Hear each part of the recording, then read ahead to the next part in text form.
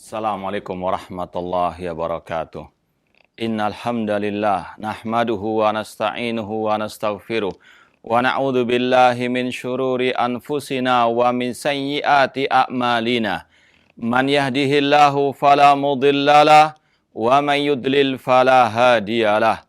Asyhadu an la ilaha illallah wahdahu la syarikalah wa asyhadu anna Muhammadan abduhu wa rasuluh. Ya ayyuhalladzina amanu taqullaha haqqa tuqatih wa la tamutunna illa wa antum muslimun. Ya ayyuhan nasu taqu rabbakumul ladzi khalaqakum min nafsi wahidah wa khalaqa minha zawjaha wa batha minhuma rijalan katsiran wa nisaa'a wattaqullaha alladzi tasaaluna bihi wal arham. Innallaha kana 'alaikum raqibah. Ya ayyuhalladzina amanu taqullaha wa qulu qawlan sadida yuslih lakum a'malakum wa yaghfir lakum dhunubakum wa man yuti'illaha wa rasulahu faqad faza fawzan 'azima. Amma ba'd fa inna asaqal hadithi kitabullah wa khairal hadi hadi Muhammadin sallallahu alaihi wasallam wa syarrul umuri muhdatsatuha wa kulla muhdatsatin bid'ah wa kulla bid'atin dhalalah wa kulla dhalalatin finnar. Ma'asal muslimin, pemirsa Roja TV dan pendengar radio Roja rahimani wa rahmakumullah. Alhamdulillah, segala puji bagi Allah Subhanahu wa taala yang mempertemukan kita kembali dalam kajian kitab Aslus Sunnah wa I'tiqaduddin karya Al-Imam Abu Hatim Ar-Razi dan Abu Zur'a Ar-Razi rahimahumallahu ta'ala. Insyaallah pada pertemuan kali ini kita akan tuntaskan kajian ini. Kita telah sampai kepada bab-bab yang terakhir. Pada poin ke-33 kita baca sampai poin 35. Imam Abu Hatim Ar-Razi dan Imam Abu Zur'a Ar-Razi rahimahullah ta'ala berkata, "Wa man za'ama annal Qur'ana makhlukun fahuwa kafirun kufran yangkulu anil millah." Barang siapa yang meyakini bahwasanya Al-Qur'an adalah makhluk, maka dia kafir dengan kekafiran yang mengeluarkan dari agama Islam. Wa man syakka fi kufrihi mimman yafhamu fahuwa kafirun. Dan barang siapa yang ragu akan kekafiran orang tersebut dari orang-orang yang telah memahami hal ini, maka dia juga kafir. Ma'asal muslimin rahimani wa rahmakumullah. Pemirsa Roja TV dan pendengar radio Roja rahimani wa rahmakumullah, ini adalah bantahan kepada kelompok Al-Jahmiyah. Dan sudah kita sampaikan pada pertemuan yang lalu tentang siapakah kelompok Jahmiyah itu secara mendetail atau semi detail. Sekarang salah satu akidah mereka yang mengatakan Al-Quran adalah makhluk. Sudah kita sampaikan bahwasanya Ahlussunnah wal Jamaah mengatakan Al-Quran kalamullah. Al-Quran adalah firman Allah. Wa kalamullah ghairu makhluk. Dan kalamullah bukan makhluk. Ini akidah Ahlussunnah wal Jamaah. Allah berfirman dalam surat At-Taubah, "Wa in ahadun minal musyrikin astajaraka fa'ajiru hatta yasma'a kalamullah." Apabila ada orang musyrik bertanya, meminta pelindungan kepada engkau Nabi Muhammad, lindungilah dia sampai dia mendengarkan kalam Allah, yaitu Al-Quranul Karim. Dan Allah mengancam orang yang mengatakan Al-Quran adalah ucapan manusia dengan firman-Nya, "Sa'uslihi saqar." Aku akan memasukkannya ke neraka Saqar. Sebagaimana ini adalah keyakinan orang musyrikin jahiliyah. Mereka mengatakan in hadza illa qaulul bashar. Tidaklah Al-Quran kecuali ucapan manusia. Allah mengatakan, Allah membantah dengan mengatakan sa'uslihi saqar. Sekali lagi, Ahlussunnah wal Jamaah mengatakan Al-Quran kalamullah. Al-Quran adalah firman-Nya Allah, bukan makhluk. Dan ulama mengatakan barang siapa yang mengatakan Al-Quran makhluk, maka dia kafir. Ini adalah bantahan kepada kelompok Al-Jahmiyah.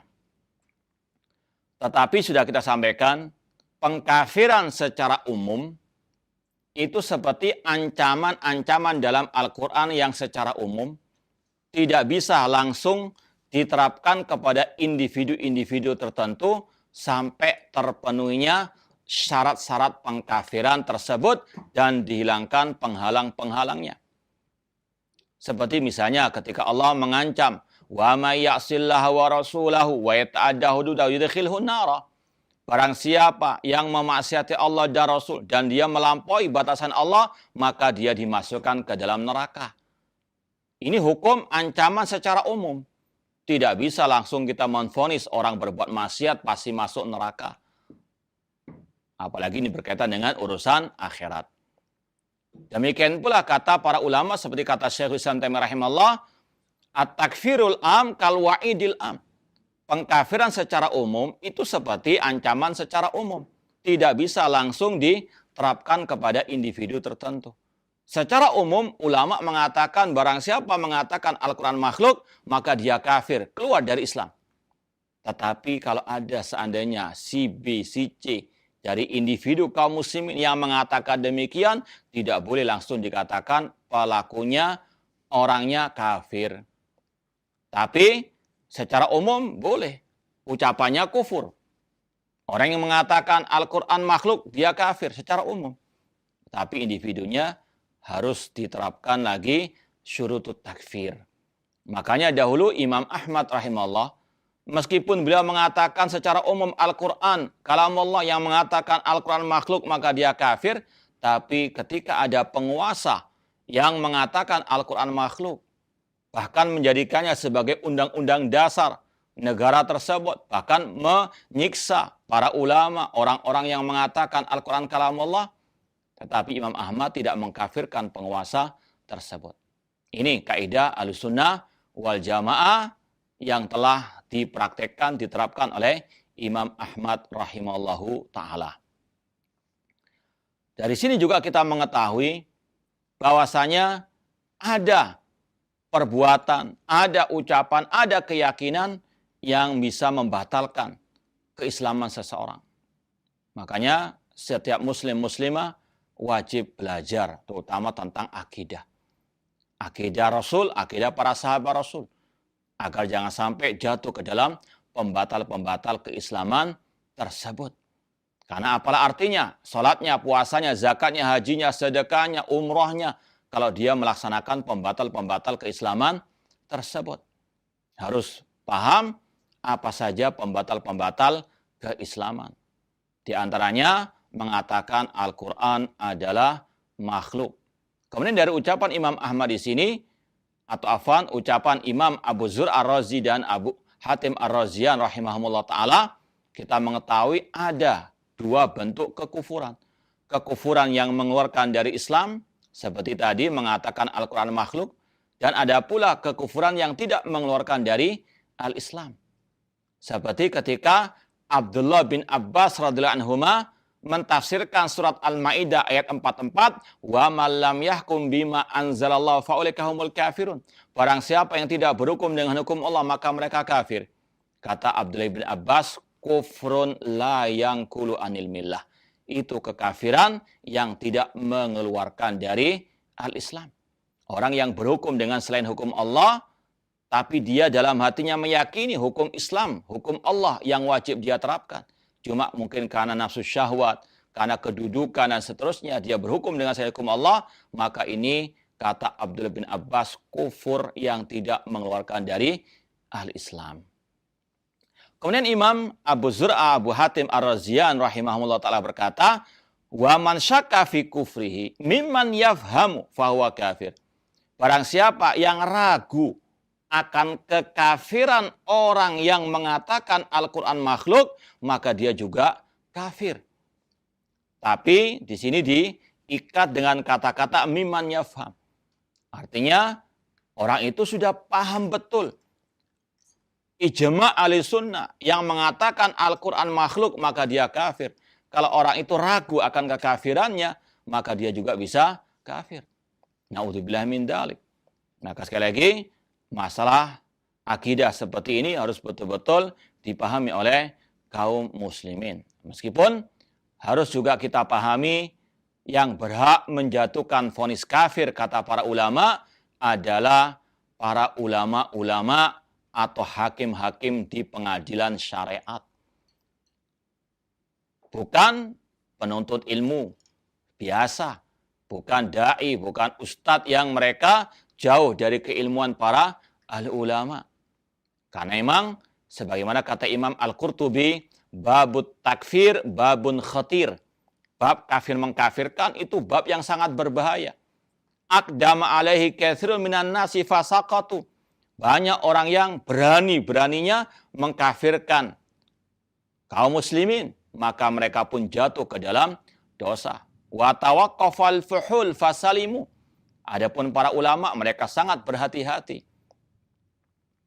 Sekali lagi, harus betul-betul kita paham akan kaidah-kaidah Ahlussunnah wal Jamaah seperti ini. Ahlussunnah senantiasa pertengahan. Bukan sebagaimana Khawarij atau kalau seperti sekarang ini kelompok teroris yang mudah mengobral vonis kafir kepada individu-individu kaum muslimin.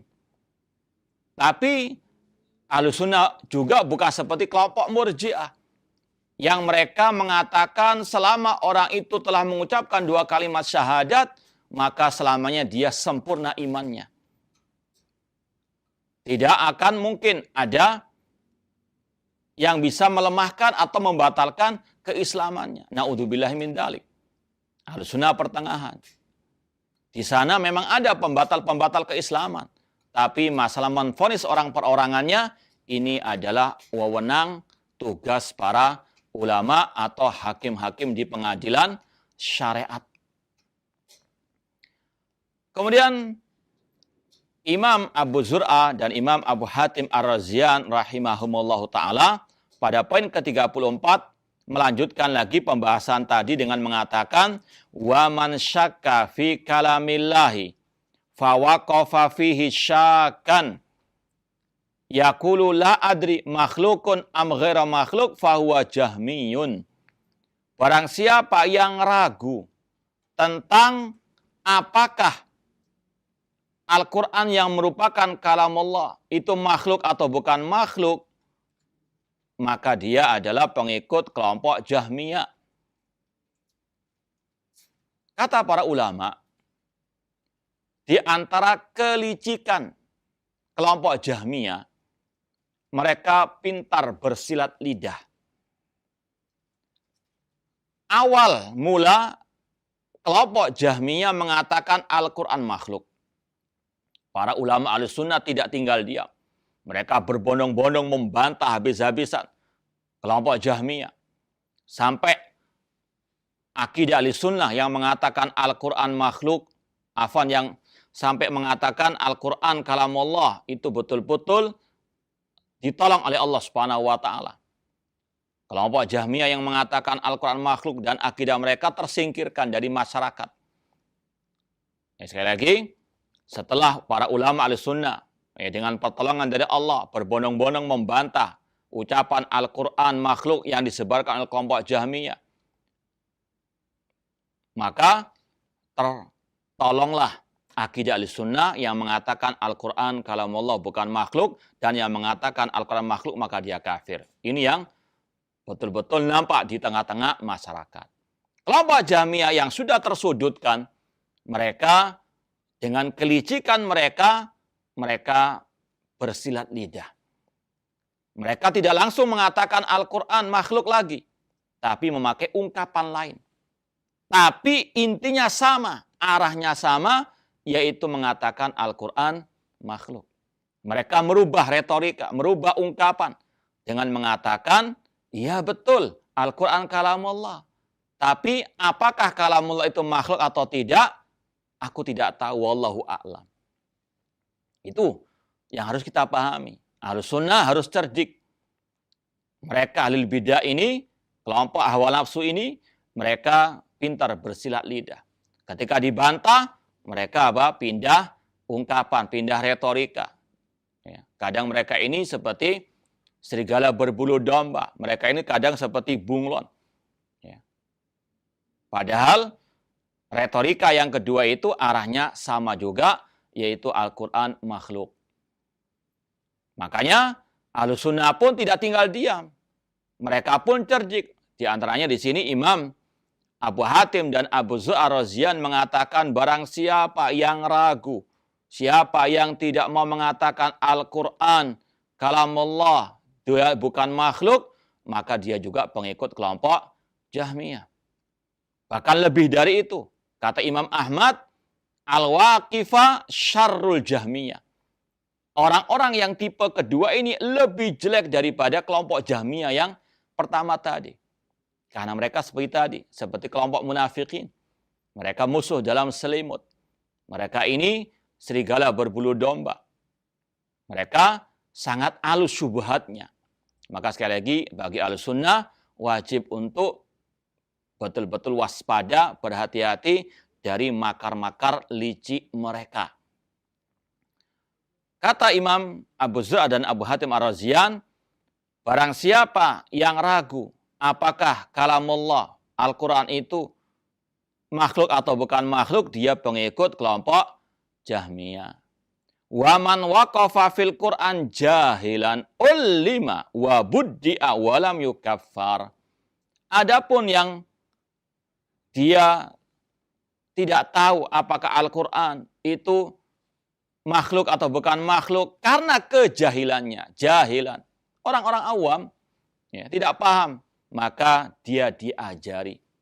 Dia dipahamkan akidah yang sebenarnya, akidah Rasul dan para sahabat Ar-Rasul bahwasanya Al-Quran adalah kalamullah, bukan makhluk. Wa buddi'a, adapun ketika dia mengatakan saya tidak tahu itu Al-Quran makhluk atau bukan makhluk, ucapannya itu dibid'ahkan, tapi tetap diajari, tidak boleh dia dikafirkan. Jadi di sini dua imam Ahlus Sunnah ini mengajarkan kepada kita semuanya untuk bisa menilai manusia. Manusia dalam penyimpangan itu tidak satu derajat. Ada orang-orang yang memang dia sesat dan dengan frontal dia menyebarkan kesesatannya.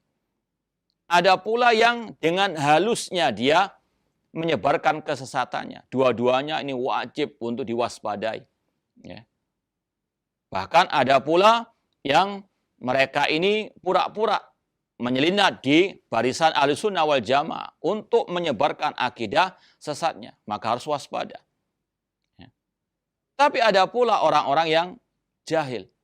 Memang tidak paham. Maka harus betul-betul diajari yang sebenarnya. Makanya Allah mengajarkan kepada kita metode dakwah kepada manusia. Allah mengatakan, ud'u ila sabili rabbika bil hikmati wal mau'izatil hasanah wajadilhum billati ahsan. Serulah manusia ke jalan Allah dengan hikmah, yaitu dengan lemah lembut. Ini bagi yang awam, yang belum paham tentang agama ini, tentang tauhid, tentang sunnah Rasul, diajarkan dengan cara lemah lembut. Adapun yang sudah tahu kebenaran tapi dia masih malas melaksanakannya dengan mau'izatil hasanah. Disampaikan ayat-ayat tentang ancaman, disampaikan ayat-ayat tentang masalah anjuran dan seruan kepada kebaikan. Tapi kalau dia menentang, memiliki syubhat, wajadilhum billati hiya ahsan. Ada tahapan-tahapannya. Tidak disamaratakan. Orang awam dinasihati dengan cara lemah lembut, diajari yang baik. Adapun kalau yang punya syubhat, dibantah syubhatnya. Ya. Dan terkadang ada pula orang-orang yang seperti tadi kata Imam Ahmad dan seterusnya, yang mereka ini pintar bersilat lidah, atau mereka ini memiliki trik-trik yang licik. Maka harus betul-betul disikapi dengan tegas. Sebagaimana kata Imam Abu Hatim dan Abu Zur Ar-Razian dalam kitab ini. Poin yang ke-35, wa man qala lafzi bil Qur'ani makhlukun awil Qur'an bil lafzi makhluk fahuwa jahmi. Mereka kelompok Jahmiyah ini juga memiliki ungkapan yang lain setelah dibantah habis-habisan oleh ulama Ahlussunnah wal Jamaah. Dan dari kisah-kisah seperti ini kita mengetahui memang inilah yang diajarkan oleh ulama Ahlussunnah, tidak tinggal diam dari syubhat. Siapapun yang menyelisih akidah Ahlussunnah harus dibantah. Tentunya dengan ilmiah, tentunya dengan bukti dan dalil yang benar. Bukan dengan tuduhan-tuduhan dusta. Dan ini yang disampaikan oleh Rasulullah SAW tentang tugas para ulama. Rasul bersabda, yahmilu hadal ilma min kulli khalafin uduluhu. Yanfuna anhu ta'rifal ghalin wa intihalal mubtin wa ta'wilal jahilin. Ilmu agama ini senantiasa dibawa oleh para ulama-ulama yang adil. Tugas mereka yanfuna anhu tahrifal ghalin, meniadakan tahrif penyelewengan orang-orang yang ekstrim, wa intihalal mubtilin, dan jalannya orang-orang yang di atas kebatilan, dan membantah takwil orang-orang yang jahil. Sekali lagi, kelompok Jahmiyah pertama kali menyebarkan akidah Al-Quran makhluk.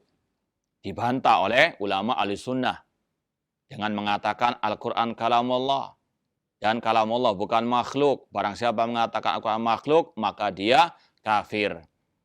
Kemudian Jahmiyah pindah kepada ungkapan yang lain. Mengatakan betul Al-Quran adalah kalamullah. Tapi entah kalamullah itu makhluk atau tidak, bukan makhluk, wallahu a'lam. Dibantah lagi oleh para ulama.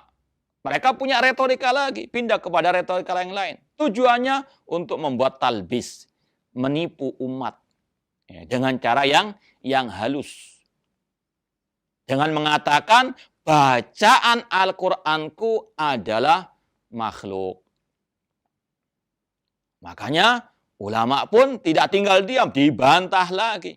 Seperti Imam Ahmad mengatakan man qala lafzi bil Qur'ani makhluk fahuwa jahmi. Barang siapa mengatakan bacaan Al-Qur'anku adalah makhluk, maka dia pengikut kelompok Jahmiyah. Wa man qala ghairu makhluk fahuwa mubtadi'. Dan barang siapa mengatakan bukan makhluk, dia ahli bid'ah. Dua-duanya salah. Cukup mengatakan Al-Qur'an kalamullah dan Al-Qur'an bukan makhluk. Itu akidah Ahlussunnah. Kemudian kalau mau diperinci lagi, kenapa Imam Ahmad sampai mengatakan barang siapa mengatakan bacaan Al-Qur'anku adalah makhluk, maka dia pengikut kelompok Jahmiyah. Karena memang inilah yang diinginkan oleh kelompok Jahmiyah. Yang mengatakan tadi Al-Quran adalah makhluk. Ya. Kemudian kata para ulama, kata-kata bacaan Al-Quran, ya, bacaan Al-Qur'anku adalah makhluk atau bukan makhluk. Karena ungkapan ini mengandung dua hal. Ya. Bacaan Al-Quran itu ada dua makna, dua kandungan. Bisa maknanya ayat-ayat yang ada dalam mushaf itu adalah kalamullah. Ya. Ditulis dimanapun, dibaca oleh siapapun, tetap ayat Al-Quran adalah kalamullah. Karena Al-Kalam itu disandarkan kepada, dinisbatkan kepada yang pertama kali mengatakannya, mengucapkannya. Dan Al-Quran adalah kalamullah karena Allah yang mengatakannya. Kata para ulama, kata-kata bacaan Al-Quran itu ada dua makna. Yang pertama, ayat-ayat Al-Quran itu sendiri yang merupakan kalamullah. Yang kedua, bacaan Al-Quran itu bisa maknanya suara Al-Qari. Dan suara Al-Qari yang membaca itu makhluk. Ya. Makanya, untuk menutup rapat-rapat akidah Jahmiyah, Imam Ahmad pun dengan tegas mengatakan, barang siapa mengatakan Al-Quran, bacaan Al-Qur'anku adalah makhluk, dia kelompok Jahmiyah. Barang siapa mengatakan bukan makhluk, dia ahli bid'ah. Kenapa? Karena tidak ada salafus saleh dari sahabat tabi'in yang mengatakan demikian. Maka sekali lagi, ma'asal muslimin, pemirsa Raja TV dan pendengar Radio Raja Rahimani wa rahimakumullah, Ahlussunnah wal Jamaah betul-betul tegas tentang masalah hal seperti ini untuk betul-betul menjaga akidah umat. Ya. Makanya Imam Ahmad kesimpulannya mengatakan kelompok Jahmiyah itu dalam bab ini ada 3 golongan. Yang pertama yang mengatakan Al-Quran makhluk. Yang kedua mengatakan Al-Quran adalah kalamullah, tapi dia tidak menjelaskan apakah makhluk atau bukan makhluk, yang disebut dengan al-waqifah. Yang ketiga al-lafziyah, yaitu yang mengatakan bacaan Al-Quranku adalah makhluk. Tiga-tiganya adalah keyakinan, ucapan, akidah sesatnya kelompok Al-Jahmiyah. Wallahu ta'ala a'lam. Sekarang kita pindah kepada bab yang paling akhir dari kitab Ahlus Sunnah wa I'tiqaduddin rahimahumullah ta'ala. Kalau yang kita sampaikan dari awal sampai terakhir tadi, itu akidah yang disampaikan oleh 2 imam. Abu Zur'a Ar-Razi dan Imam Abu Hatim Ar-Razi. Untuk yang terakhir ini, hanya dinisbatkan kepada Imam Abu Hatim Ar-Razi saja. Disampaikan di sini, qala Abu Muhammad sami'tu Abi rahimallahu yaqul. Abu Muhammad berkata, yaitu putranya Imam Abu Hatim Ar-Razi, beliau berkata, ayahku mengatakan, alamatu ahlil bid'ah al-waqi'atu fi ahlil athar. Tanda kelompok ahlil bid'ah itu mencaci maki ulama-ulama ahli sunnah wal jamaah. Ma'asal muslimin rahimani wa rahimakumullah. Sebagaimana kata sebagian para ulama, inna likulli haqqin jahidan wa likulli ni'matin hasidah. Setiap kebenaran pasti ada orang yang menentangnya, ada musuh-musuhnya. Sebagaimana setiap nikmat itu pasti ada orang yang hasad, ada iri dan dengki. Setiap yang membela kebenaran, setiap yang tegas dalam kebenaran, pasti banyak musuh-musuhnya. Jangankan manusia biasa, jangankan para ulama. Ar-Rasul sallallahu alaihi wasallam yang terkenal, wa innaka la'ala khuluqin azim, yang akhlaknya luar biasa, tapi beliau tidak pernah lepas dari tuduhan dan caci makian. Orang-orang musyrikin jahiliyah mengatakan Rasul adalah syairun majnun, penyair yang gila, dikata-katai dengan kata-kata yang jelek, yang buruk. Kalau Rasul yang beliau akhlaknya mulia luar biasa, tidak ada istilahnya kekurangan dalam akhlak beliau, mendapatkan tuduhan-tuduhan dusta, caci makian, sampai juga setik ini. Meskipun beliau telah meninggal dunia, masih ada pula yang mencaci maki Rasul SAW, bukan hanya dari orang non-muslim, bahkan dari sebagian kaum muslimin. Apalagi selain Rasul SAW. Maka yang mewarisi akidahnya Rasul, yang mewarisi metode dakwanya Rasul, mereka juga mendapatkan caci makian, bulian, sebagaimana yang dialami oleh Rasul sallallahu alaihi wasallam. Para ulama-ulama ahli sunnah, mereka juga tidak selamat dari caci makian ahli al-bidah. Maka kata Imam Abu Hatim Ar-Razi rahimahullah ta'ala, ciri ahli bid'ah itu mencaci maki ulama ahli sunnah wal jamaah. Maka kita ma'asal muslimin, pemirsa Roja TV dan pendengar radio Roja rahimani wa rahimakumullah, dari sini harus kita betul-betul menyiapkan diri untuk kita bisa bijak menghadapi segala ujian dan cobaan onak dan duri ketika kita berpegang teguh dengan kebenaran, berpegang teguh dengan akidah Rasul dan para sahabat Rasul, berpegang dengan manhaj salaf yang hak ini, harus kita betul-betul siap menghadapi onak dan duri seperti ini. Ini sunatullah yang membawa ajaran Rasul, berpegang teguh dengan ajaran Rasul, berdakwah kepada manhaj Rasul, pasti akan mendapatkan caci makian. Ini adalah sunatullah. Makanya Allah Subhanahu wa taala banyak mewasiati kita untuk bersabar. Ya ayyuhalladzina amanu sabiru wasabiru. Wahai orang beriman, bersabarlah dan tambahkanlah kesabaran. Rasul mengatakan al-qabid atau as-sabir ala dini kal-qabid alal jamr. Orang yang bersabar dalam berpegang teguh dengan agamanya seperti orang yang memegang bara api panas tapi harus tetap dipegang erat sampai mati.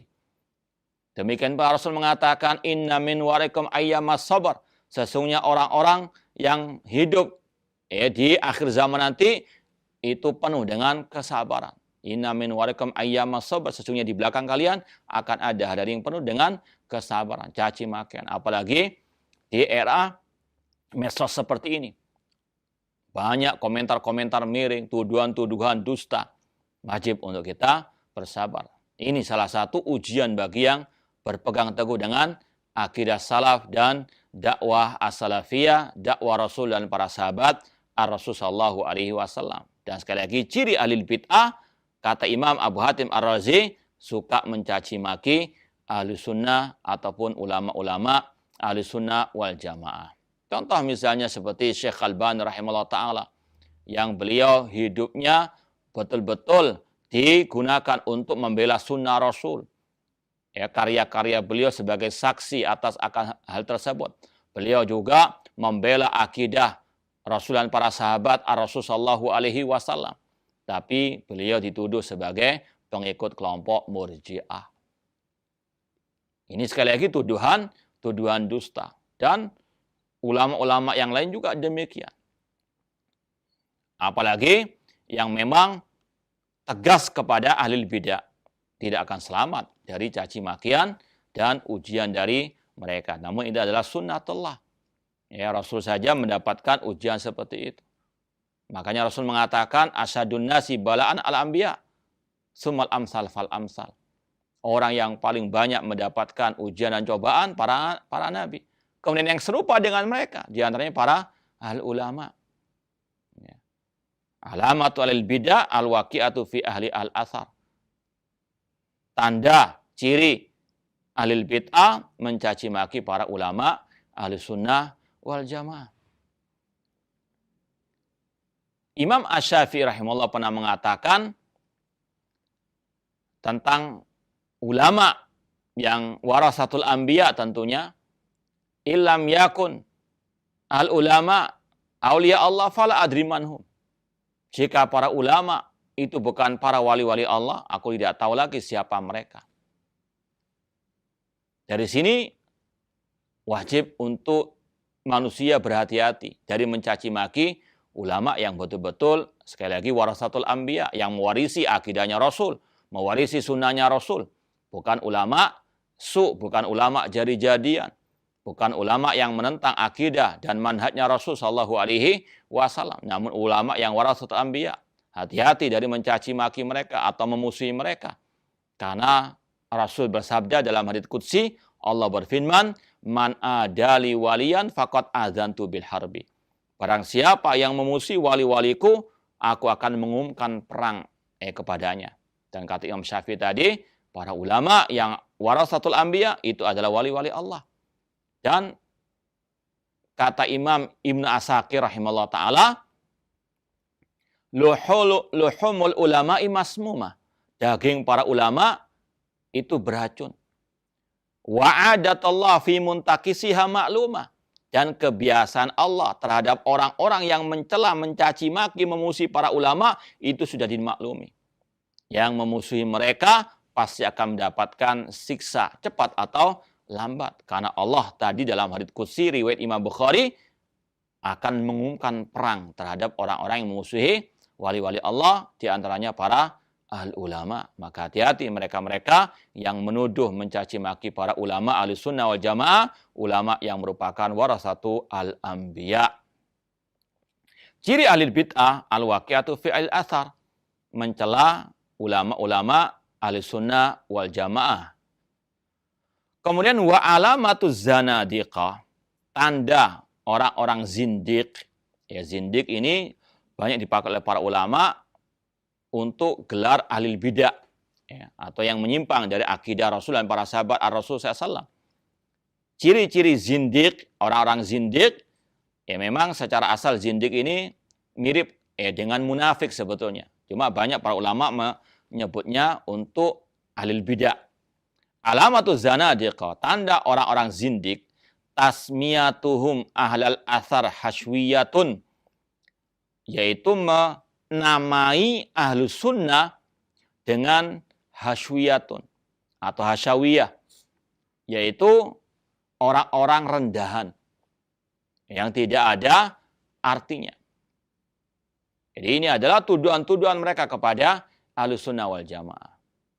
Atau mengatakan ahlus sunnah dakwah salafiyah itu tidak ada istilahnya kemaslahatannya bagi umat. Mereka menuduh dakwah ahlus sunnah, dakwah salafiyah itu tidak ada perjuangan untuk umat. Tidak ada artinya lah, kata mereka. Yuriduna ibtalal athar. Tujuan mereka adalah untuk membatalkan sunnahnya Rasul sallallahu alaihi wasallam.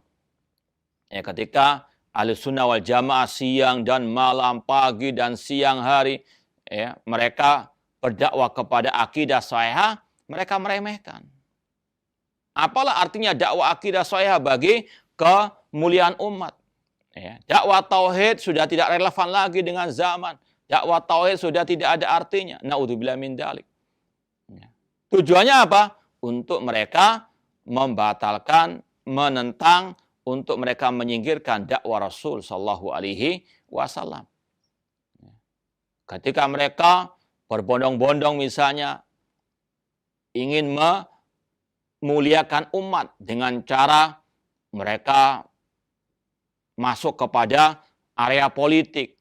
Ketika mereka masuk kepada area jihad, kemudian mereka juga ada yang masuk ke area-area yang mereka kira itu bisa memuliakan umat, mereka pun meremehkan, merendahkan dakwah salafiyah yang mengikuti jejak Rasulullah SAW dalam memuliakan umat ini, yaitu dengan dakwah akidah dan dakwah at-tauhid.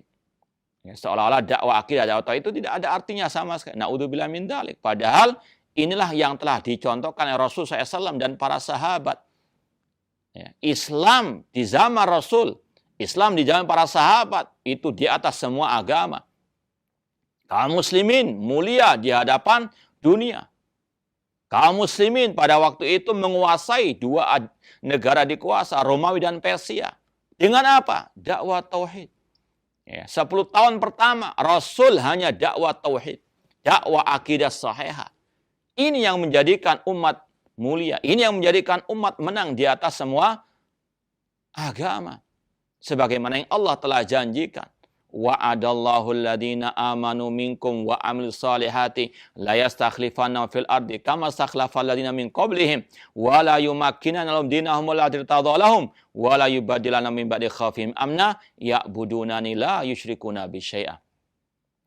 Allah berjanji kepada orang-orang beriman di antara kalian dan yang beramal saleh untuk Allah menjadikan mereka sebagai khalifah, penguasa di atas muka bumi ini, sebagaimana Allah menjadikan orang-orang sebelum mereka sebagai khalifah. Dan Allah mengokohkan agama yang Allah ridhai bagi mereka. Dan Allah ganti rasa takut mereka dengan keamanan. Syaratnya ya'budunani, mereka harus beribadah hanya kepadaku saja, la yusyrikuna bisyai'a, tidak berbuat syirik sedikit pun kepada Allah Subhanahu wa taala. Ini syarat kemenangan kaum muslimin. Harus mereka bertauhid kepada Allah dan meninggalkan kesyirikan. Maka solusi dari keterpurukan umat, kembalilah kepada at-tauhid. Tanpa tauhid, umat tidak akan jaya. Tanpa meninggalkan syirik, umat tidak akan menang. Dan inilah yang diikuti oleh dakwah as-salafiyah. Tapi meskipun demikian jelas dalilnya, tapi orang-orang zindik itu merendahkan dakwah salafiyah, seolah-olah perjuangan dakwah salafiyah itu tidak berarti di sisi mereka, kata mereka tidak bisa untuk mengembalikan kejayaan umat. Naudzubillahi min dzalik. Kemudian wa alamatul jahmiyah tasmiyatuhum ahla sunnah musyabbiha. Tanda kelompok jahmiyah yaitu menggelari ahli sunnah dengan istilah musyabbiha, menyerupakan Allah dengan makhluk. Kenapa demikian? Karena ahli sunnah itu kata mereka menetapkan nama-nama dan sifat Allah. Sedangkan mereka nggak mau menetapkan nama dan sifat Allah. Dituduh dengan tuduhan yang dusta. Dengan mengatakan ahli sunnah itu musyabbiha. Menyerupakan Allah dengan makhluk. Padahal ahli sunnah hanya sekedar menetapkan seperti yang Allah tetapkan dalam Al-Quran dan Sunnah dari nama-nama dan sifatnya. Ahli sunnah hanya mengikuti ajaran Allah dan Rasul yang ada dalam Al-Quran dan Sunnah. Ketika Allah mengatakan bal yadahu mabsutatan, bahkan kedua tangan Allah terbentang, ahli sunnah hanya mengikut saja. Ahli sunnah hanya meyakini Allah punya kedua tangan tanpa menyerupakannya dengan makhluk. Tapi sekedar menetapkan nama dan sifat Allah, kelompok Jahmiyah menuduh ahli sunnah menyerupakan Allah. Padahal sekedar menetapkan tidak melazimkan menyerupakan. Ya. Kata para ulama, contoh misalnya, ya, ketika kita mengatakan hewan itu punya wajah, tidak berarti kita menyamakan wajah manusia dengan wajah binatang tersebut. Ya. Ini antara makhluk tidak ada kelaziman seperti itu. Apalagi antara khalik dengan makhluk. Ahlus sunnah dakwah salafiyah hanya menetapkan apa yang ditetapkan oleh Allah dan Rasul sallallahu alaihi wasallam. Sebagaimana kata Imam Ahmad rahimahullah, la yusafullah illa bima wasafa bi nafsahu au bima wasafa bihi Rasulullah sallallahu alaihi wasallam, la natajawazul Qur'ana wa sunnah. Allah tidak boleh disifati kecuali dengan sifat-sifat yang Allah sifatkan dirinya dengannya. Dan yang disifatkan oleh Rasulullah SAW, kita tidak melangkahi Al-Quran dan Sunnah Rasulullah SAW. Kita dakwah salafi al-sunnah, al-firqatun najiyah hanya menetapkan apa yang ditetapkan oleh Allah dan Rasul dalam Al-Quran dan Sunnah Rasulullah SAW. Tapi memang itulah ahli bid'ah, mereka memutarbalikkan fakta. Mereka senantiasa ingin untuk menuduh ahli sunnah, menyingkirkan ahli sunnah dari umat atau menjauhkan umat dari ahli sunnah wal jamaah agar mereka bisa leluasa menyesatkan umat Islam. Tanda kelompok Jahmiyah, kata Imam Abu Hatim Ar-Razi, menggelari ahli sunnah dengan musyabbiha. Padahal ahli sunnah dengan tegas dan jelas mengatakan Allah punya sifat namun tidak sama dengan sifat makhluk. Seperti yang diutarakan oleh para ulama dalam kitab-kitab akidah tentang bab tauhid asma wa sifat, seperti dalam kitab misalnya Al-Iqtisad fil I'tiqad, Imam Abdul Ghani Al-Maqdisi jelas-jelas menjelaskan bahwasanya menetapkan sifat Allah harus dihindari menyerupakan Allah dengan makhluk, karena Allah mengatakan laisa kamitslihi syai'un wa huwas samiu al-basir. Tidak ada sesuatu yang serupa dengan Allah dan Dia Maha mendengar lagi Maha melihat. Namun itulah ciri ahli bid'ah, ciri kelompok sesat. Ketika mereka tidak bisa menghadapi hujah-hujah ahli sunnah, mereka pun menebarkan tuduhan-tuduhan dusta. Ya. Kemudian kata beliau, wa alamatul qadariyah tasmiyatuhum ala sunnah mujbirah. Tanda kelompok qadariyah menggelari ahli sunnah dengan mujbirah, yang mengatakan bahwasanya manusia itu dipaksa ketika berbuat. Tidak ada kehendak sama sekali dari manusia itu ketika dia berbuat. Kelompok Qadariyah, mereka adalah kelompok yang mengatakan manusia itulah yang menciptakan perbuatannya sendiri. Tidak ada campur tangan kehendak Allah sama sekali. Itu kelompok Qadariyah. Ahlus sunnah mengatakan manusia punya kehendak, tapi kehendak manusia di bawah kehendak Allah.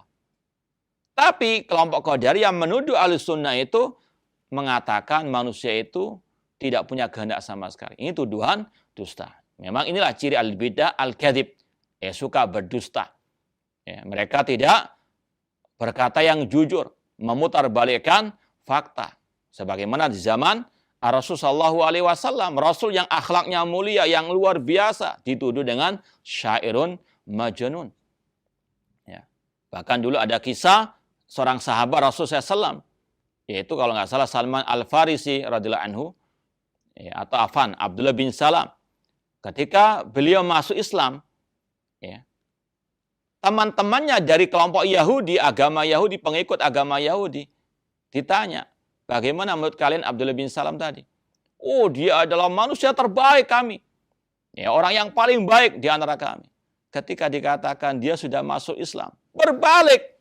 Oh, dia yang paling jelek di antara kami. Itulah terkadang kelompok-kelompok ahlul bidah dari kaum muslimin. Terkadang suka memutarbalikkan fakta. Na'udzubillah min dalik. Alamatul murji'ah tasmiyatum ahla sunnah mukhalifatan wa nuqsaniyah. Adapun kelompok murji'ah, mereka ini tandanya, ciri khasnya menuduh ahlu sunnah sebagai kelompok yang menyelisihi syariat, menyelisih akidah yang sahihah dan nuqsaniyah. Dikatakan nuqsaniyah karena ahlu sunnah meyakini iman itu bisa bertambah, bisa berkurang. Sedangkan kelompok murji'ah mengatakan iman tidak bisa bertambah, tidak bisa berkurang. Ini ya semuanya tuduhan-tuduhan dusta kepada ahlu sunnah wal jamaah. Makanya ahlu sunnah harus tetap istiqamah, harus tetap bersabar. Memang banyak onak dan duri. Semakin pohon itu tinggi menjulang, semakin keras anginnya, semakin keras badainya. Tapi harus tetap istiqamah. Wa alamatur rafidah tasmiyatuhum ahla sunnah nabitatan wa nasibah. Adapun tanda atau di antara tanda kelompok Syiah Rafidah, mereka menamai ahli sunnah sebagai kelompok khawarij. Ma'asal muslimin rahimani wa rahimakumullah.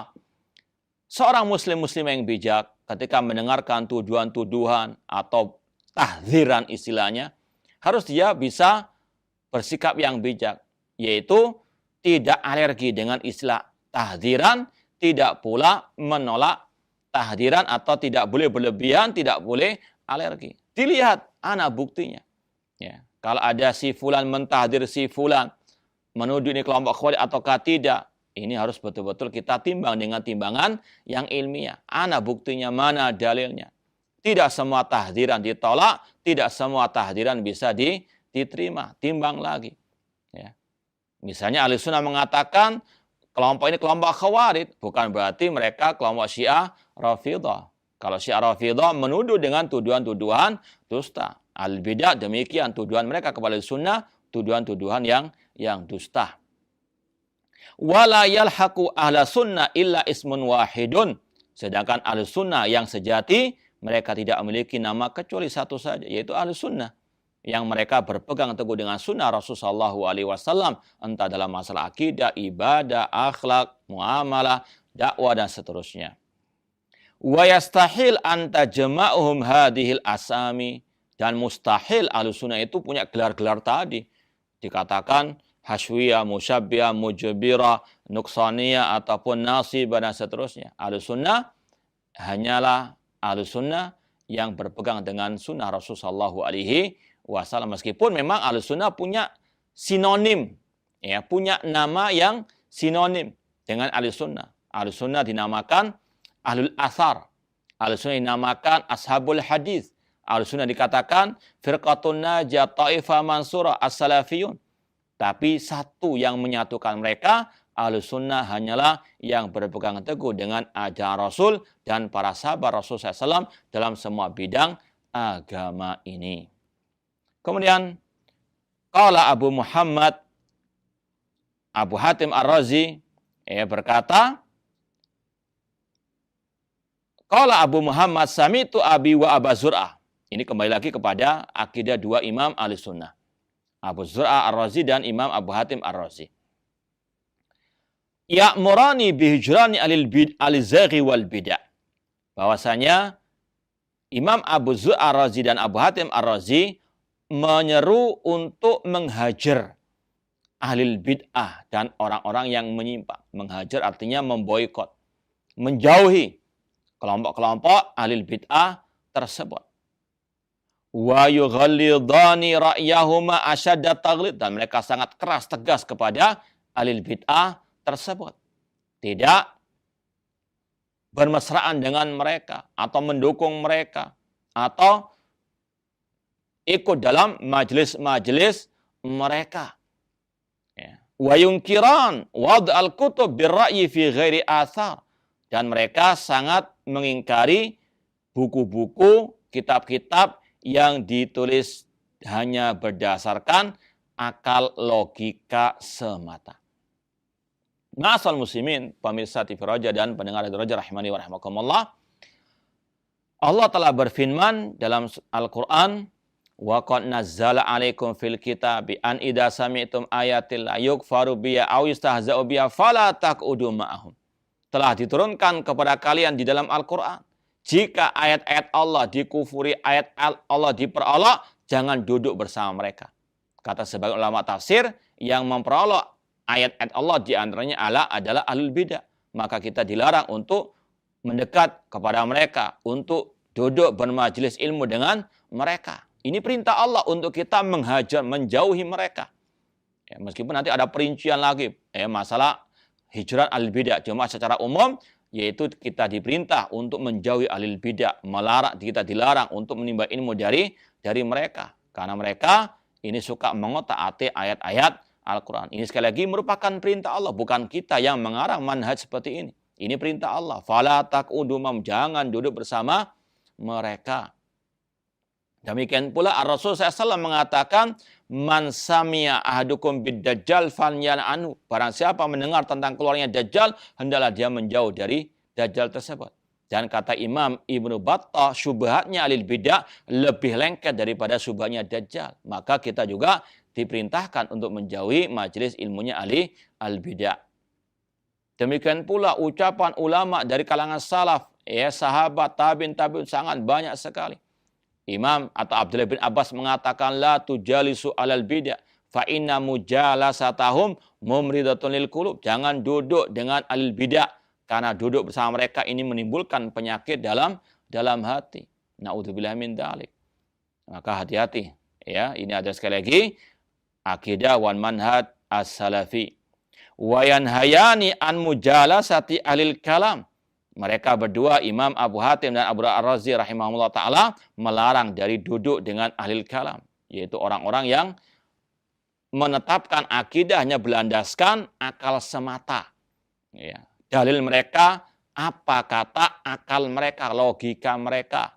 Menentang Al-Quran dan Sunnah dengan logika mereka. Ini ahlul kalam. Maka harus dijauhi, kata Imam Abu Hatim dan Abu Ar-Razi rahimahullah ta'ala. Wa anin nadhar fi kutubil mutakallimin. Dan mereka berdua melarang untuk membaca buku-bukunya ahlil kalam tersebut. Wa yakulan la yuflih sahibu kalamin abada. Dan mereka berdua mengatakan tidak akan beruntung pengikut al-kalam atau ahli al-kalam selamanya. Inilah sekali lagi ma'asal muslimin, ketegasan ulama-ulama salaf terhadap ahli kalam ataupun ahli al-bidah. Walhamdulillahirabbil alamin wa sallallahu ala sayyidina Muhammadin wa alihi wa sallama taslima. Wallahu taala a'lam. Nah, jazakallahu khairan wa barakallahu fikum kepada Ustadz Abdurrahman Thayyib LC hafizahullahu ta'ala atas pembahasan materi yang sangat bermanfaat sekali di kesempatan siang yang berbahagia ini. Nah, ikhwatal Islam azakumullah, dan seperti biasa setelah menyampaikan materi silakan Anda dapat bertanya secara langsung. Ya, halo. Halo, Assalamualaikum. Waalaikumsalam warahmatullahi wabarakatuh. Dengan Bapak siapa di mana? Bapak Taufik di Jawa. Ya, silakan Pak. Begini, jadi kalau sholat ba'da sholat subuh gitu ya, biasanya kan yang dalam perintah sunnah tuh sholat suruk ya, setelah matahari terbit. Tapi jam 6 kurang 10 mereka pada sholat sunnah, kira ada yang 2 rakaat, ada yang 4 rakaat, setelah ada tausiah pengajian gitu, kami saksikan seperti itu. Itu hukumnya apa, Ustaz? Assalamualaikum. Waalaikumsalam warahmatullahi wabarakatuh. Nah, di antara salah satu sunnah Rasul SAW, selesai orang itu salat berjamaah subuh, kemudian berzikir, ataupun ketika selesai mendengarkan khutbah atau ceramah, maka mereka dianjurkan untuk salat syuruk setelah terbitnya matahari. Atau sebagian pendapat mengatakan salat syuruk itu sama dengan salat duha. Bisa 2 rakaat, bisa 4 rakaat. Itu termasuk yang disunahkan oleh Rasulullah SAW. Wallahu ta'ala alam. Nah, jazakallah khairan Ustaz atas jawaban yang telah disampaikan. Semoga bermanfaat untuk Pak Taufik yang berada di Jonggol. Dan pertanyaan selanjutnya kami coba angkat di line SMS dari hamba Allah. Assalamualaikum warahmatullahi wabarakatuh Ustaz. Waalaikumsalam warahmatullahi wabarakatuh. Ustaz, apakah kita boleh mengambil ilmu kepada da'i yang katanya sunnah namun harmonis dengan tokoh ahlu bid'ah? Mohon nasihatnya Ustaz, syukur. Nah, seorang muslim yang bijak, apalagi yang mengaku ahlussunnah wal jamaah, harus betul-betul selektif dalam menimba ilmu dari seorang ustadz atau da'i. Karena Rasul sendiri telah mewarning, memperingatkan, tidak semua yang namanya da'i itu da'i kepada kebenaran, da'i kepada surga Allah. Bahkan kata Rasul ada du'atun ala abwabi jahannam. Akan ada da'i-da'i yang menyeru ke neraka jahannam. Harus kita lihat bagaimana akidahnya, bagaimana manhaj orang tersebut yang kita ambil ilmu agamanya. Jangan sampai kita salah pilih ustadz atau da'i yang akhirnya kita akan tersesat dari jalan Allah Subhanahu wa Ta'ala. Cari mereka-mereka yang akidahnya lurus di atas akidah Rasul dan para sahabat Rasul sallallahu alaihi wasallam. Wallahu ta'ala alam. Nah, syukur Ustaz atas jawaban yang telah disampaikan. Dan pertanyaan selanjutnya masih dari pesan singkat kembali. Assalamualaikum warahmatullahi wabarakatuh Ustaz. Ustaz, ada sebagian orang yang membaca Al-Fatihah untuk dikirimkan ke orang yang sudah meninggal dunia. Apakah hal ini ada contohnya dari Rasulullah?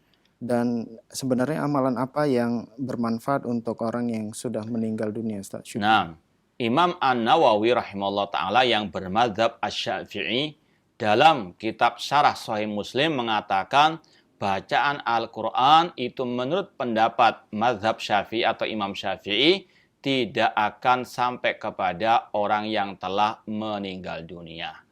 Apalagi memang itu tidak ada ajarannya dari Rasul dan para sahabat Rasul sallallahu alaihi wasallam.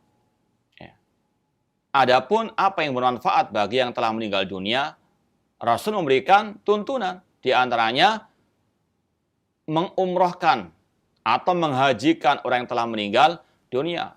Karena banyak riwayat-riwayat yang sahihah. Ada sebagian sahabat bertanya, ya Rasulullah, dahulu ibuku istilahnya bernazar atau ingin untuk berhaji atau umrah. Tapi keduluan meninggal dunia. Bolehkah aku umrah atau menghajikannya? Kata Rasul, silahkan. Ya, ini yang dibolehkan. Yang ada tuntunannya dari Rasulullah SAW. Demikian pula dengan bersedekah. Sebagian sahabat bertanya kepada Rasulullah SAW untuk mensedekahkan kebunnya, pahalanya untuk orang tua yang telah meninggal dunia. Rasul pun membolehkan. Demikian pula puasa. Meskipun ada khilaf antara para ulama, apakah puasa nazar atau puasa Ramadan. Tapi di situ ada sabda Rasul yang hadis yang sahih. Rasul mengatakan, man mata wa alaihi siyamun falyasum waliyuhu. Barang siapa meninggal dunia, sedangkan dia masih punya hutang puasa, hendaklah walinya atau anak-anaknya misalnya memuasakan untuk dirinya. Ini termasuk amalan yang dibolehkan untuk istilahnya kirimkan pahalanya, diniatkan pahalanya untuk yang meninggal dunia. Ahlussunnah wal jamaah, sebagaimana kata Abu Zur Ar-Razi, naduru ma'asunnah haitsu darat. Kita berputar bersama dalil kemana dalil itu berputar. Ya, dalam masalah seperti ini kita mencukupkan istilahnya membolehkan mengamalkan ibadah-ibadah kemudian niatnya untuk yang meninggal dunia selama itu ada dalil khusus tentangnya. Tidak bisa dikias-kiaskan dengan ibadah-ibadah yang lain. Wallahu ta'ala alam. Nah, syukran wa jazakallah khairan Ustaz atas jawaban yang telah disampaikan. Dan pertanyaan selanjutnya masih dari pesan singkat kembali. Assalamualaikum warahmatullahi wabarakatuh Ustaz. Ustaz, apakah ada hukum karma dalam Islam? Contohnya apabila seseorang berbuat buruk atau jahat kepada kita, maka suatu saat orang tersebut akan mendapatkan keburukan juga atau keburukan yang lebih parah lagi dari kita. Syukran. Nah, kata-kata hukum karma yang ada beredar di tengah-tengah kaum muslimin, terutama negeri kita, istilahnya itu sesuatu yang tidak bisa kita betulkan 100%. Cuma secara umum, orang yang berbuat zalim, ya, yang melampaui batas, itu kata Rasulullah SAW termasuk orang yang akan mendapatkan sanksi yang dipercepat oleh Allah di dunia. Kata Rasulullah SAW, uqubatani muajjalatani fid dunya. Ada dua dosa yang dipercepat hukumannya, siksanya oleh Allah di dunia. Al-baghyu wal uquq. Melampaui batas atau mendolimi hamba-hamba Allah dan durhaka kepada orang tua. Itu yang kata Rasul dipercepat. Namun istilah-istilah seperti ini selayaknya untuk kita jauhi karena terkadang mengandung hal-hal yang khurafat, hal-hal yang tidak sesuai dengan akidah Rasul dan para sahabat Rasul sallallahu alaihi wasallam. Nah, syukur Ustaz, jazakallah khairan atas jawaban yang telah disampaikan. Dan ikhwatal Islam azakumullah, silakan bagi Anda yang ingin bertanya secara langsung di kesempatan siang yang berbahagia ini. Halo. Assalamualaikum warahmatullahi wabarakatuh. Waalaikumsalam warahmatullahi wabarakatuh. Dengan Bapak siapa di mana? Dengan Pak Sulaiman di Tanjung Balai. Ya, silakan Pak Sulaiman. Apakah ada dalilnya seorang yang ingin masuk agama Islam harus dihitan dulu? Laki-laki bagi laki-laki nih, Ustaz, ada mau masuk Islam dari agama Nasrani, tapi dia belum dihitan. Jadi bagaimana sebaiknya, Ustaz? Apakah ada dalilnya harus hitan dulu baru syahadat? Atau bisa syahadat dulu baru hitan belakangan? Baik. Nah, kemudian kalau kita infak, kita atas nama yang meninggal dunia, itu samping nggak, Ustaz ya? Itu saja Bapak pertanyaannya. Ya, infak atas nama yang sudah meninggal gitu. Ya. Terima kasih Ustaz. Assalamualaikum warahmatullahi wabarakatuh. Waalaikumsalam warahmatullahi wabarakatuh. Ya, ada pertanyaan tadi. Yang pertama, apakah orang yang mau masuk Islam dikhitan dulu sebelum bersyahadat? Ya. Kita katakan dalam sejarah para sahabat dahulu, ketika dulu mereka masih musyrik, mereka masuk Islam, tidak Rasul syaratkan dulu untuk khitan. Ya. Di situ menunjukkan yang pertama kali harus dilakukan cukup dengan mengucapkan 2 kalimat syahadat. Itu yang pertama. Ada orang Nasrani atau siapapun dari orang non-muslim yang mau masuk Islam, langsung perintahkan untuk mengucapkan 2 kalimat syahadat. Baru setelah itu bertahap, perintahkan untuk sholat dan sebagainya. Makanya Rasul ketika mengajari Mu'adz bin Jabal metode dakwah, waktu itu dikirim ke negeri Yaman, Rasul mengatakan, "Faliyakun awwala ma tad'u ila syahadatu alla ilaha illallah." Perintahkan mereka untuk mengucapkan kalimat tauhid, untuk bertauhid kepada Allah. Fa inhum ata'ulaka bidzalik fa akhbirhum anallah iftara alaihim khamsa salawatin. Kalau mereka sudah bersyahadat, ajari mereka kewajiban salat 5 waktu. Tidak Rasul syaratkan pertama kali sebelum syahadat untuk dikhitan. Maka ucapkan dulu kalimat syahadat, kemudian baru bertahap kepada syariat-syariat Islam yang lainnya. Itu yang ada dalam sejarah Rasul SAW dan para sahabat. Kemudian yang kedua, masalah infak, apakah sampai kepada yang telah meninggal dunia, ini sudah kita sampaikan tadi. Sedekah sama dengan infak. Kita berinfak, artinya bersedekah kepada fuqara wal masakin, niatnya misalnya untuk orang yang telah meninggal dunia. Itu akan sampai, karena memang ada riwayat, sebagian sahabat bertanya kepada Rasulullah SAW ketika ingin mensedekahkan kebunnya untuk orang tuanya, maka kata Rasul, ya, membolehkan Rasul SAW membolehkan orang tersebut meniatkan pahala sedekah untuk yang telah meninggal dunia. Nah, jazakallah khairan Ustaz atas jawaban yang telah disampaikan. Semoga bermanfaat untuk Pak Sulaiman yang ada di Tanjung Balai. Dan pertanyaan selanjutnya masih dari pesan singkat kembali. Ustaz, Assalamualaikum warahmatullahi wabarakatuh. Ustaz, apa yang harus kita lakukan Ustaz kalau mushaf Al-Quran sudah rusak dan sobek, dan sobekannya sudah hilang dan tidak tahu di mana? Nah, kata para ulama, kalau ada mushaf yang sudah tidak terpakai atau sudah usang, sudah lama, maka lebih baik kita bakar agar tidak sampai istilahnya mengotori Al-Quran tersebut. Dan ini yang pernah juga salah satu dalilnya kisah seorang sahabat Rasul SAW yang bernama Ka'ab bin Malik ketika mendapatkan surat dari raja kafir pada waktu itu, dan di situ ada tulisan nama Allah, ya, maka beliau pun bakar di tempat pembakaran. Itu yang juga difatwakan oleh para ulama untuk mensucikan Al-Qur'anul Karim. Wallahu ta'ala alam. Nah, syukron jawaban yang telah disampaikan Ustaz, dan itu merupakan pertanyaan terakhir di kesempatan ini sebagai ikhtitam atau penutup. Tafadhol Ustaz. Nah, alhamdulillah ala dibini nikmatihi tatimus shalihat. Segala puji bagi Allah yang dengan nikmat-nikmatnya telah selesai, telah sempurna kebaikan-kebaikan. Alhamdulillah pada hari ini sudah kita selesaikan kajian kitab Aslus Sunnah wa I'tiqaduddin karya Al-Imam Abu Hatim dan Abu Za'ar Razian rahimahullah ta'ala, yang mana intinya kita wajib untuk senantiasa kembali kepada akidah as-salafus saleh, akidahnya Rasul dan para sahabat tabi'in dan tabi'ut tabi'in, dan yang mengikuti mereka dengan baik, karena tidak ada kebaikan, tidak ada kebenaran kecuali dengan mengikuti jejak mereka. Semoga Allah Subhanahu wa taala menghidupkan dan mewafatkan kita di atas akidah mereka dan manhaj mereka. Wallahu taala a'lam. Aqulu qouli hadza wa akhiru da'wana anil hamdulillahirabbil alamin. Wassalamualaikum warahmatullahi wabarakatuh.